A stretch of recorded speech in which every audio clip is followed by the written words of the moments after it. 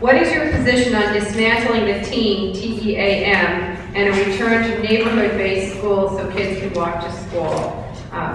Ms. Espinosa. I know that the team has many values for some of the people that have been able to participate in it, but also as a result of that boundary committee that I talked about, one of the things that happened was that we established a second immersion school. In the context of that discussion, we created a new boundary division, an east-west boundary division in Arlington County. The question that's been raised since both of those schools have over-enrollment every year is, when are we going to start treating those schools like ATS as a county-wide program? Because what's happening is, because of the preferences for people in the team and preferences for people in the cluster, those schools are being filled with the people who have priorities.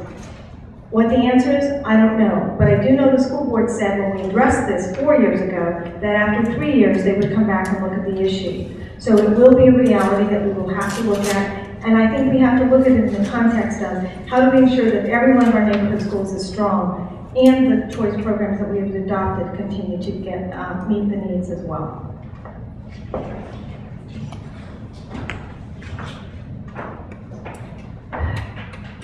One of the things I think is really wonderful and that I hear from everybody in Arlington is the fact that we have wonderful neighborhood schools and we have wonderful choice schools, and that as a county we have sustained both of those. As we go into the next years, we have situations where we're not quite sure what's happening with our enrollment. It's been declining. This year it's back up. We've got a number of schools in South Arlington that are under capacity. We have schools in North Arlington that are over capacity.